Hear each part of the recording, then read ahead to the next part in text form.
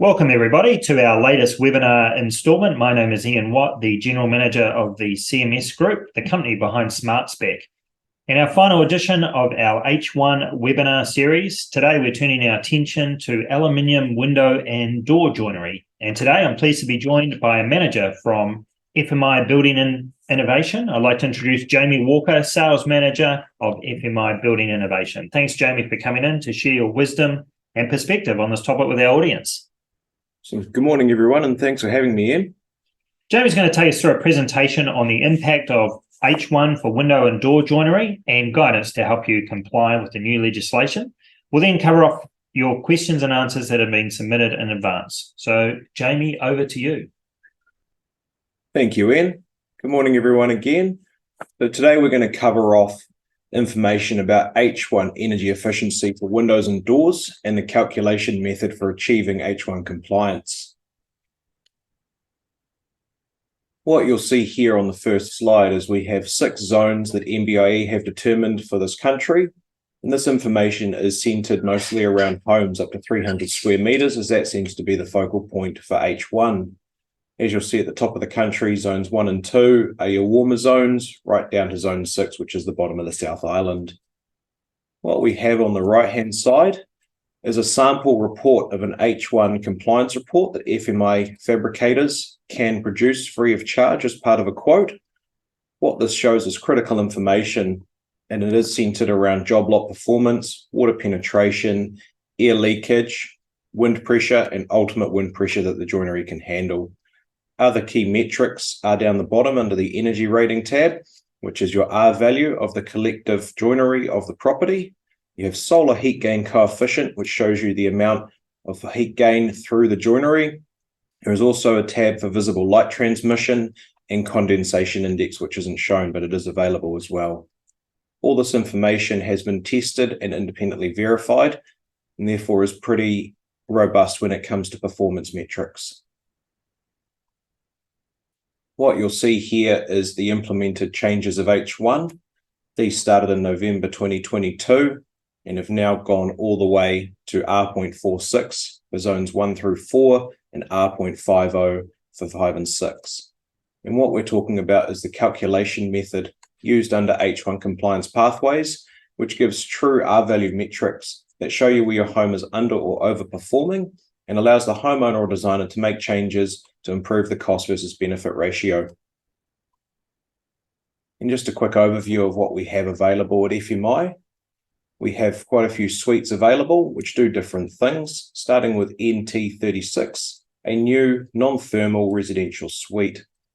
There will still be some availability and usage for this suite, especially with smaller dwellings, non-consented work, anything renovation-wise, and other general applications where you don't need thermally broken joinery.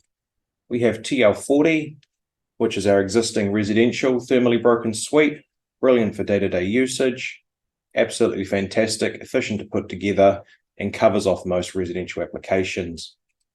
We have TL40 Plus, which is our version of Centrifix, a recessed installation of a window system designed to improve the installed R value of your windows, which is coming through at the moment. So we're currently in testing and development for that, and we'll be going for a code mark next year. We have TL45, which is our bigger existing thermally broken suite, good for higher height spans, wind loading, and where you need bigger joinery application. This suite can be mixed and matched with TL40. The aesthetics are very similar, and they can be used in conjunction with each other where needed. And lastly, TL55, our largest thermally broken suite available.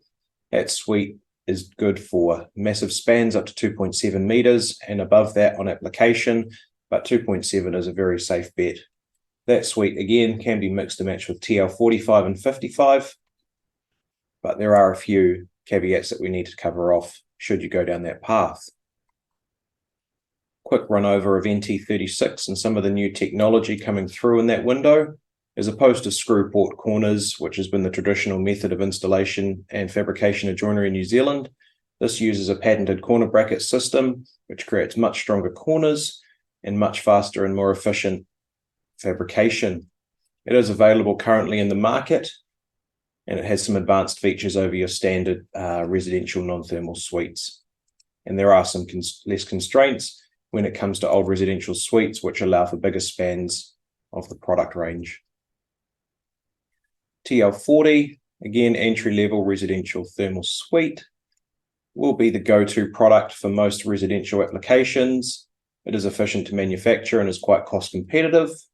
Uses polyamide technology for the thermal break, and it can achieve minimum R values of R.50, and in some cases beyond that, depending on the glass spec and application. Again, it does have some restrictions on the height of the joinery, so please ask your local FMI distributor for more information. TL40 Plus, currently in development, would be similar to the Centrifix style installation that's being out there in the market. Allows for a recess install, so a better R value of the installed window, great for thermal performance. Currently it is being tested, and we aim to have it code marked in the next year. And it can be submitted currently to the councils as an alternative solution, and it is coming through. And it uses about 70% of our existing suite, so we're very confident that it will be a winner. In TL45, we covered that off. There's a larger thermally broken suite. It can only handle double glazing, not triple glazing, but it can achieve higher R values than TL40. So great for any project where you would like to grow the R value and performance of the home, or you've got some bigger spans for joinery. In this one, you can offer the three-sided thermal install, which is a recessed installation method. As you'll see on the right-hand side, there is a sample image of how to install in our FMI three-sided install method. You'll see it uses a sill tray and has a trim kit, which covers off like a flashing between the face of the joinery and the outside of the cladding to create a nice weather-tight seal there. TL55, our largest thermally broken suite available, should be used if you'd like to look at triple glazing. It can be used again if you want really high R values, with this suite being able to achieve some pretty impressive numbers already. Again, you can mix and match it with TL40 and TL45, and it also covers off that three-sided install method we've just talked about. And what we have here is quite an interesting table. This is the R values of windows once they're sitting as a unit on the factory floor versus once they're installed by the E2AS1 method currently in action, which is a sill bar, or a wands bar as it's known, and hanging outside in the cavity. And what we have is 3 glass selections to look at. We have 4-on-4 clear, which is your standard double glazing, not commonly used anymore. The better choice would be a low E glass with a 16mm spacer, most commonly used now.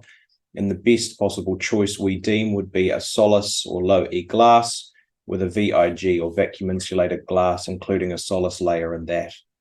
What you'll see here is for a non-thermal window, you can lose up to 15.6% of performance through the installation based on E2 methodology. That becomes even more apparent with thermal windows, where your R value of the window can be up to 0.9. And once you install it via the E2 method, you can lose up to 25%. So quite a considerable loss, but not something that's currently factored into the H1 compliance pathways. And this window has been based on a standardized window. There are certain environmental standards we have had to replicate, and it is an awning window with a centralized mullion and one opening window. And lastly, a bit of interesting information about some of our suites. This shows you, based on the FMI Zero test house we've currently built, the different suites of joinery and how they perform based on the E2 method, FMI 3-sided, and an FMI 4-sided installed method. The R values vary, and they become quite apparent about the performance of the window standalone versus the window installed. What you'll see there is that recessed window installation has the most retention of R value once the window has been installed, making it a far more attractive option should you be looking for maximal performance for your investment into new windows and doors. And lastly, quite an interesting table.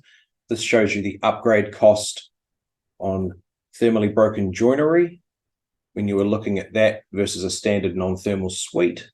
For TL40, our standard residential suite, you're looking at around 23% more cost, 72% of the performance you get once the joinery is installed. So a bit of a loss there of about 21%.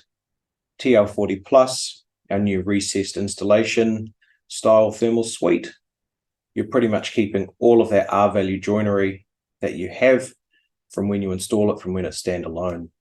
As you go through the TL45 and TL55, TL45 with double glazing, you only lose 8%. And on the TL55 triple glazing, you get the most R-value boost over non-thermal joinery at 163% better performance, but you also retain 144% of that performance with only a 46% price increase. So if you had the capital to invest, that would be your most beneficial suite to choose from.